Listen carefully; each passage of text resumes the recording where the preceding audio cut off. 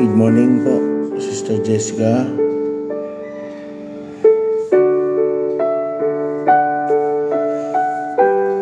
Good morning po sa inyo, mga kapatid. Purihin ng Diyos, tayo ngayon ay nasa Insight, isang programa po ng Dorfe Church Pandi. Ang layunin ng programang ito ay para mabasa natin mabuti ng dire-diretso ang salita ng Diyos. Good morning, Brother Jefferson. Good morning, Sister Jasmine.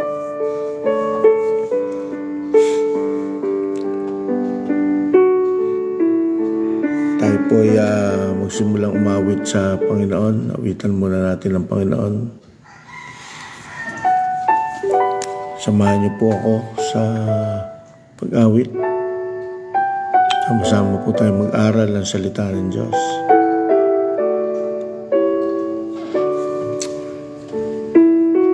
Hallelujah. The steadfast love of the Lord never ceases. God's mercies never come to an end.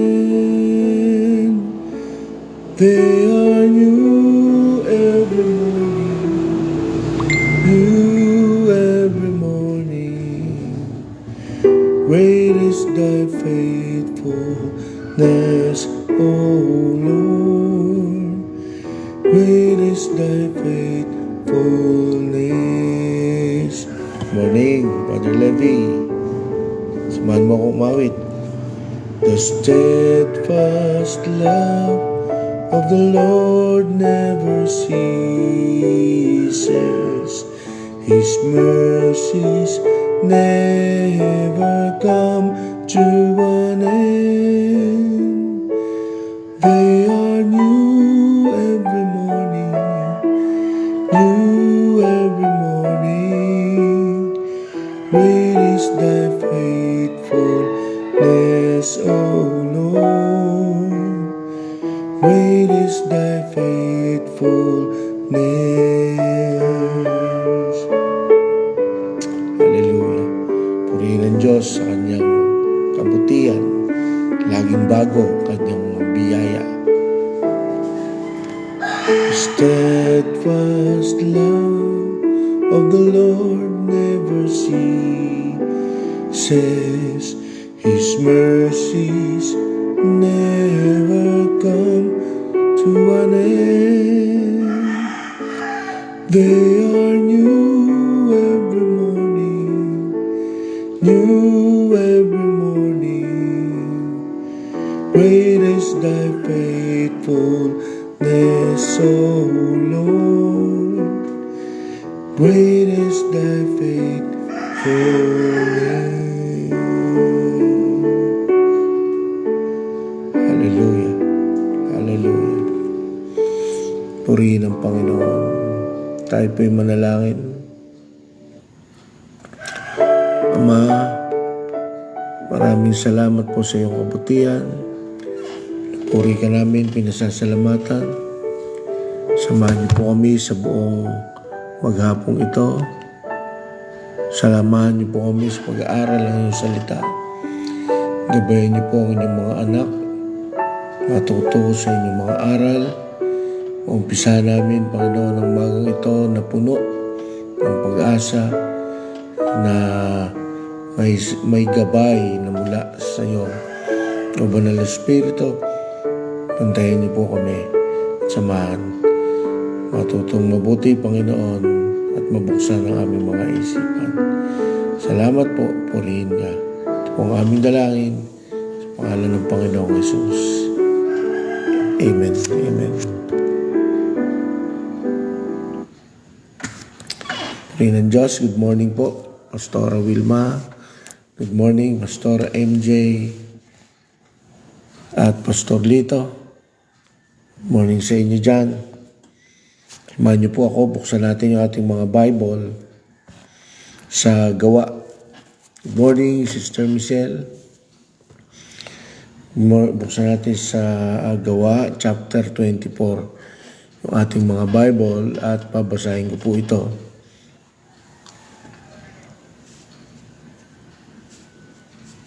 Ganito po ang sinasabi.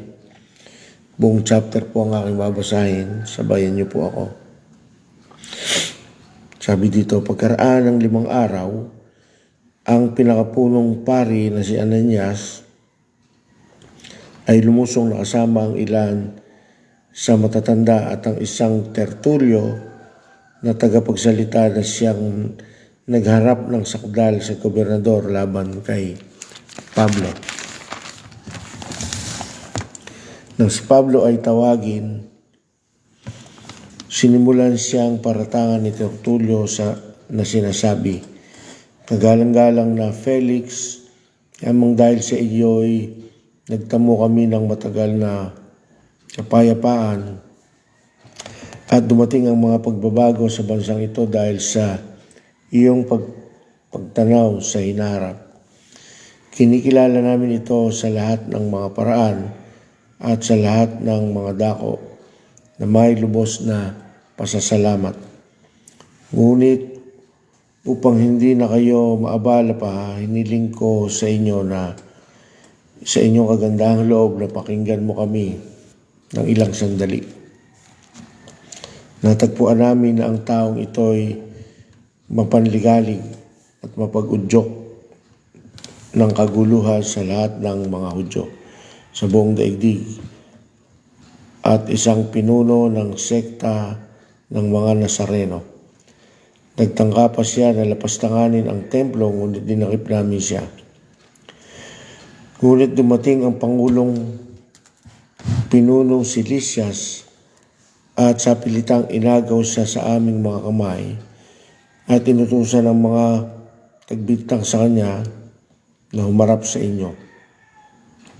Sa magitan ng pagsisiyasat ninyo mismo sa kanya, ang lahat ng mga bagay na ito na isinasakdal namin laban sa kanya ay malalaman ninyo mula sa kanya.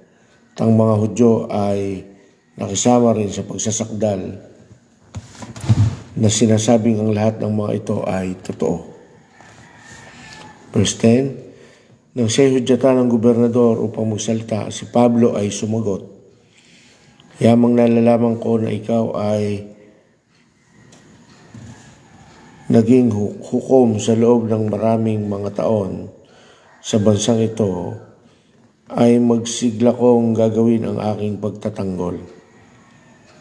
Tulad ng nalalaman mo, wala pang 12 araw buhat nang ako'y pumunta sa Jerusalem upang sumamba. Hindi nila ako natagpuang nakikipagtalo sa kanino man o kaya'y nanggugulo sa maraming tao sa templo man o sa mga sinagoga ni sa lungsod. Ni hindi rin nila mapapatunayan sa iyo ang mga bagay na ngayo'y kanilang ibinibintang sa akin. Ngunit ito ang inaamin ko sa iyo na ayon sa daan na kanilang tinatawag na sekta, ay sinasamba ko ang Diyos ng aming mga ninuno na pinaniniwalaan ang lahat ng bagay na alinsunod sa kautusan o nasulat sa mga propeta. Ako'y may pag-asa sa Diyos na siya rin namang inaasahan nila na makagkakaroon ng muling pagkabuhay ng mga matuwid at mga hindi matuwid. Dahil dito ay lagi akong nagsisikap na magkaroon ng isang malinis na budi sa Diyos at sa mga tao. Nang makaraan ng ilang taon, ay naparito ako upang magdala sa aking bansa ng mga limos at mag-alay ng mga handog. 18. Samantalang ginagawa ko ito, natagpuan nila ako sa templo na ginagawa ang ritual ng paglilinis na walang maraming tao ni kaguluhan. Ngunit may ilang Hudyo doon na galing sa Asya na dapat narito sa harapan mo at magsakdal kung mayroon silang anumang laban sa akin. O kaya hayaan ang mga tao ring ito na magsabi kung anong masamang gawa ang natagpuan nila nang ako'y tumayo sa harapan ng Sanhedrin. 21. Good morning, Sister Jennifer. Maliban sa isang bagay na ito na aking isinisigaw habang nakatayo sa gitna nila tungkol sa pagkabuhay ng mga patay, ako'y nililiti sa harapan mo sa araw na ito. 22. Ngunit si Felix ay may wastong kaalaman tungkol sa daan. Ay pinagpaliban ng pagdinig na sinasabi, paglusong ni Lisias na punong kapitan, magpapasya ako tungkol sa iyong usapin. At iniutos niya sa senturyon na siya'y bantayan at bigyan ng kaunting kalayaan at huwag pagbawalan ang kanyang mga kaibigan na tulungan siya sa kanyang mga pangangailangan. Pagkaraan ng ilang mga araw, si Felix ay dumating na kasama ni Drusilla na kanyang asawa at isang Hudyo na ipinatatawag si Pablo, at siya ay pinakinggang magsalita tungkol sa pananampalataya kay Kristo Jesus. Samantalang tinatalakay niya ang tungkol sa katwiran, pagpipigil sa sarili at sa paghuhukom na darating, nang ilabot si Felix at sumagot, "Malis ka muna ngayon at kapag nagkaroon ako ng pagkakataon ay ipapatawag kita." Kanyang inaasahan din na siya ay bibigyan ni Pablo ng salapi. Kaya't madalas niya pinagpatawag si Pablo sa kanya ay nakipag-usap. Ngunit nang matapos na ang 2 taon, si Felix ay pinalitan ni Porcio Festo at sa pagnanais na gumawa ng ikasisya ng mga Hudyo ay pinabayaan ni Felix si Pablo sa bilangguan. Purihin po ang Diyos sa kanyang mga salita. Mga kapatid, itong pagkakataon na to, na ating binasa, si Pablo ay nililitis na. At mapansin natin na ang bilin sa kanya, sa verse 23, may utos ang gobernador na siya'y bantayan na at bigyan ng kaunting kalayaan. Ibig sabihin na inaresto na siya.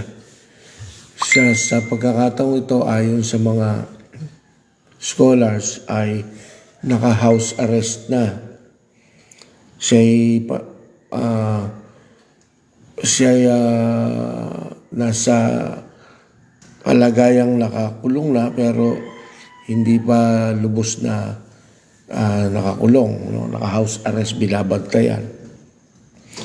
At ang utos ay pwede siyang matulungan ng mga kaibigan niya. Ganito yung isa sa mga kabigatan na pinagdaanan ni Apostol Pablo na mabigat noon. Mga kapatid, mabigat yung kalagayan niya noon, hindi kagaya ngayon na madali, maluwag pa. Pero alam nyo, darating ang panahon, kagaya dun sa mababasa natin, na siya'y kinausap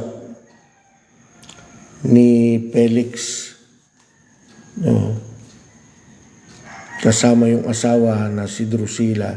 Kinausap si Pablo at sinyera ni Pablo sila tungkol sa pananampalataya tungkol kay Jesus Christ, pananampalataya kay Jesus Christ. Yun yung isang bagay, mga kapatid, na hindi nawawala, na dala-dala ng isang anak ng Diyos, ng isang lubos na kumilala na sa Panginoon. Yung ipakilala yung pananampalataya sa Panginoong Jesus. Kaya habang siya'y pinatatawag, tuwing siya'y ipatatawag ng gobernador at ng asawa nito, na umaasa na magsusuhol si Pablo para gumaang yung kanyang usapin, Hindi ginagawa yun ni Pablo. Dahil alam niya na yun ay mali. Dahil ang kanyang itinuturo ay tungkol sa katwiran, pagpipigil sa sarili, at sa darating na paghuhukom ng Diyos. Yan ang nilalaman, no? Verse 25 yun natin makikita. Nung siya'y kinakausap, ang kanyang pinapaliwanag ay tungkol sa katwiran, tungkol sa pagpipigil sa sarili, at yung tungkol sa paghuhukom. Kaya naman nung inuwento niya yun, kinilabutan yung asawa at pinaalis ang muli. Mga kapatid, ito yung sentro ng buhay ng isang Kristiyano, yung tinutukoy ni Pablo na yon. Tungkol sa katwiran, tungkol sa pagpipigil sa sarili, at tungkol sa paghuhukom. Hindi tungkol sa pagtanggap ng blessing, hindi tungkol sa biyaya. Dahil ang biyaya ay para sa lahat. Kung sino yung matuwid sa harap ng Panginoon ay natural na magkakaroon ng biyaya. At maging mga hindi mananampalataya ay tumatanggap din ng biyaya ng Diyos dahil ang kanyang pag-ibig ay para sa lahat. Pero hindi doon natatapos yun, na hindi porke para sa mabuti at sa masama ang biyaya ay parehas na ang kalagayan ng masasama at ng mabubuti sa hinaharap. Hindi, dahil may darating na paghukom. Huwag tayong maiinggit kung mayroong masama na tumatanggap ng pagpapala mula sa Diyos. Hayaan nyo na lang sila dahil ito'y may hangganan dito sa lupa. Tayo ay kumikilos ayon sa katwiran, sa kabanalan o pagpipigil sa sarili, at ipahayag na ang Diyos ay makatwiran at mahustisya, kaya darating ang panahon na siya ay maghuhukom sa mabuti at sa masama. Yan ang lagi natin dapat na pinaalam sa kapwa. Hindi yung pag sumama ka sa amin, gaganda buhay mo, magkakaroon ka ng biyaya. Hindi po yun ang sentro na itinuturo ng salita ng Diyos, kundi yung mabuhay tayo sa katwiran. Mabuhay tayo sa pagpipigil sa sarili at ipahayag natin na darating ang Panginoon. Medyo elaborate natin yung tungkol sa sinabi ni Pablo sa verse 25. Bakit dito umiikot dapat ang ating buhay Kristiyano? Unahin natin yung katwiran, righteousness. Isa sa itinuturo ni Pablo. Ano ang significance nito sa ating buhay, katwiran? Mga kapatid, nung tinanggap natin ang Panginoong Hesus, bago natin siya tinanggap, tayo'y wala sa tamang katwiran. Tayo'y nabubuhay sa kasinungalingan noon dahil hindi tayo lumalakad ayon sa salita ng Diyos. Noon tayo'y may sariling mga pananaw. Bagamat kabilang sa isang relihiyon ay nahahati yung ating ginagawa sa pamamagitan ng sarili nating pangangatwiran. Hindi kagaya ngayon na nung tinanggap natin ang Panginoong Hesus, nagkaroon tayo ng iisang aral, iisang awit, iisang pananampalataya, iisang Diyos, na walang iba kundi ito yung ating tunay na katwiran na itinuro ng Panginoon. Ano yung tunay na katwiran na itinuro niya ngayon sa atin? Na walang ibang kaligtasan kundi ang Panginoong Hesus lang. Walang ibang dapat daanan kundi ang Panginoong Hesus lang. Ang paraan na yon ay yung kanyang aral, yon ang katwiran na dapat taglay ng isang mananampalataya. Hindi tayo pwedeng mangatwiran sa ganang ating sarili. Ang pangangatwiran natin ay ang salita ng Diyos. Hindi tayo makapangangatwiran ng tama kung ang salita ng Diyos ay wala sa atin, kung hindi natin binabasa, kung hindi natin alam kung ano ang iniaaral ng Panginoong Hesus. Ano ang ikakatwiran natin kung hindi ka nagbabasa, kung hindi mo alam ang salita ng Panginoong Hesus? Kaya mga kapatid, yan yung isa sa advokasya ng inyong lingkod, ng inyong pastor, na magbasa. Dito lang po tayo mapupuno ng katwirang tama at totoo sa magitan ng pag-alam sa salita ng Diyos. Kaya basahin po natin to. Kaya nga meron tayong insight, isang bagay para makatulong sa atin na matuto sa salita ng Panginoon. At hingin natin lagi ang gabay ng Banal na Espiritu. Dahil kung babasahin lang natin ang salita ng Diyos sa paraang gusto natin, makukompromiso ang kanyang mga salita at hindi na naman tayo makakapamuhay sa katwiran. Sa pamagitan ng paggabay ng Banal na Espiritu, hindi pwede tayong humingi ng tulong sa mga taong hindi ginagabayan ng Banal na Espiritu dahil hindi rin maibibigay sa atin yung tunay na katwiran kapag maling tao ang gumagabay sa atin. Kaya nga itinuro ng Biblia na suriin natin ang spirito ng mga tao na nagpapahayag, na nagsasabing sila'y sa Diyos. Masusubok lamang yan kung makikita natin ang kanilang pamumuhay na nakaayon din sa salita ng Diyos. Kung ang mga nangangaral ay dalang salita ng Diyos pero may makikitang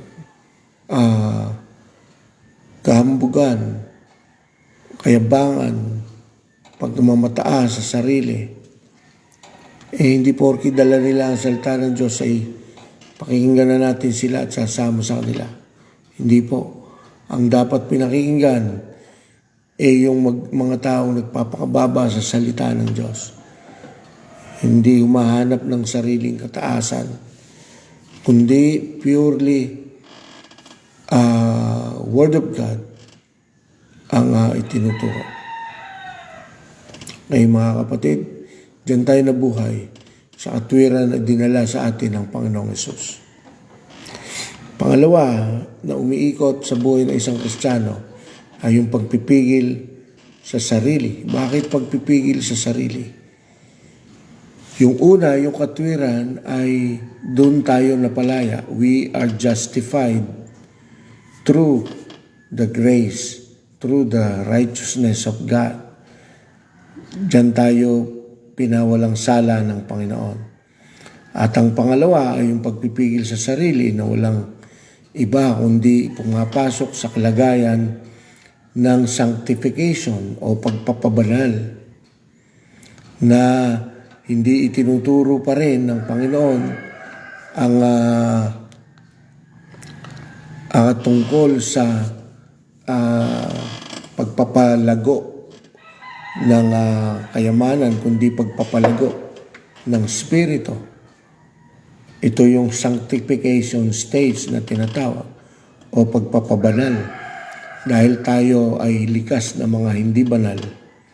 Kaya ang gusto ng Panginoon dahil sa salitang pagpipigil sa sarili ay mabanal tayo. Saan ba natin pipigilin ang ating mga sarili? Una, sa masama. Pipigilin natin yung mga bagay na hindi na natin dapat gawin ay hindi na dapat gawin. yung mga dating ginagawa natin ay inaalisan natin kapag hindi na tama. Kaya mga kapatid, malabo na ang isang tao ay nasa kalagayan ng pagpapabanal o napatawad ng Panginoon o ginastify ng Diyos kung ang isang tao hindi umaalis sa kanyang kasalanan. May mga nagsasabi na pinatawad na tayo dahil humingi na tayo ng tawad. Oo, patatawarin tayo ng Diyos kapag humingi tayo ng tawad na pinatutunayan natin sa Diyos na hindi na tayo nagkakasala. Pero ang isang tao na nagsasabing siya ay humingi na ng tawad ngunit hindi naman umaalis sa kasalanan, malabo yung kanyang salita. Hindi totoo na siya ay humingi ng tawad. Kailangan dumaan tayo sa paglilinis sa pamamagitan ng katwiran ng Diyos, sa pamamagitan ng kanyang salita. Tuloy tayo mga kapatid. Nawala ng internet at ako nag-switch sa data. Good morning, Sister Imelda. Patuloy po tayo. Balik po kayo mga tagapakinig. Nilinis tayo ng Diyos sa pamamagitan ng kanyang katwiran, sa pamamagitan ng kanyang salita. Pero pagkatapos ng paglilinis ay kailangan tayong patuloy na magpigil sa sarili o magpakabanal sa Panginoon. Hindi magpapatunay na tayo tunay na humingi ng tawad kung hindi tayo magpapatuloy sa kabanalan. Kaya yung nagsasabi mga kapatid na siya humingi ng tawad pero hindi umaalis sa kasalanan, ano po yun? May kalabuan yun. No? Hindi natin pwedeng panghawakang mabuti yun. Pero dahil ang Panginoon ay mabuti, nandiyan ang banal na Espiritu para tayo matulungan, para makapagsisi tayo sa ating mga kasalanan at patuloy na magpabanal, pagpipigil sa sarili. Hindi lamang sa mga bagay na ayaw natin, kundi sa mga bagay na gusto natin, pero hindi tama sa mata ng Diyos. Pinipigil po natin ang ating mga sarili sa mga bagay na yan. Ang isa din sa pagpipigil sa sarili ay yung hindi porke ang isang bagay ay makatwiran para sa iyo, parang gusto mo kasi okay yung mga sinasabi, ay mananatili ka doon. Hindi, kailangan pumunta ka doon sa nangangaral ng matuwid. Good morning, Pastora Winnie. Sa nangangaral ng matuwid, ano yung ibig kong sabihin? Hindi yung sa makakating tainga lang ang iyong nasa, kundi kahit masakit ang isang salita, pero ito yung katwiran na mula sa Diyos, tatanggapin mo yun. Kasama yun sa pagpipigil sa sarili. Kasi may mga taong pinipigil nila yung sarili nila sa masama, pero hindi naman pinipigil yung sarili sa pakikinig kung ano lang yung gusto nilang mapakinggan. Kailangan ay balanse. At bilang huli ay yung tungkol sa pinangaral ni Pablo tungkol sa paghukom. Kailangan kasama sa pangangaral o ikaw mismo na Kristiyano, dapat laman ng iyong buong pagkatao na ipinapahayag mo na i-judge ni Lord ng mga tao pagdating ng time. Hindi yung ang puro laman ng ating salita ay maganda doon. Maganda dito tayo. Hindi po ganoon. Tama yung narinig natin, maganda. Dito na lang tayo. Hindi po, ang dapat na laman ng ating buhay pagkatao bilang Kristiyano ay nabubuo sa pamagitan ng pagsasabing, tayo ay huhusgahan din ni Lord pagdating ng time. Kaya umalis na tayo sa mga masasama nating gawa. Dahil darating yung time, uhuhusgahan tayo at hukuman ng Panginoon, maging mabuti o masama yung ating ginagawa. Kaya mga mahal na kapatid, marapatin po ng Diyos na loobin niya na tayo'y makaalis sa mga maling bagay na ating kinalalagyan. Bagamat tayo'y maluwag sa panahon na to, hindi kagaya ni Pablo. Pero yung kaluwagan na to, hindi nagiging dahilan para sabihin na malaya tayong gawin yung mga bagay na gusto nating gawin. No? Hindi. May mga bagay na dapat pa rin tayong isinasaalang-alang na ingatan natin. Baka tayo'y matagpuan pagdating sa huli. Tayo pala ay huhukuman ng Diyos, hindi ayon sa mabuti nating ginawa, kundi sa mga mali nating mga nagawa. Okay, mga kapatid, hanggang doon na lang po. Samahan niyo ako sa panalangin. Samahan niyo ako na lagi tayong maging matuwid sa harap ng Panginoon. Pilitin natin mga kapatid na makapagbasa, makapag-aral ng salita ng Diyos. Mamaya po, meron po tayong prayer meeting. Dumalo po kayo at patuloy tayong matuto sa Panginoon. Kayo po'y manalangin. Mapurihin po kayo, dakilang Diyos. Salamat sa iyong kabutihan. Salamat sa iyong pagpapala. Salamat sa iyong paggabay. Sa magitan po ng iyong salita, samahan niyo po kami. Gabayan niyo po ang inyong mga anak na maghanap buhay, mga maiiwan sa tahanan, at may mga lakad. Ingatan niyo po ang bawat isa at mga mag-aaral. Patnubahin niyo po kami lahat. Gabayan niyo po kami ng inyong salita. Purihin po kayo, Panginoon. Ito po ang aming dalangin sa pangalan ng Panginoong Jesus. Amen. God bless po sa bawat isa.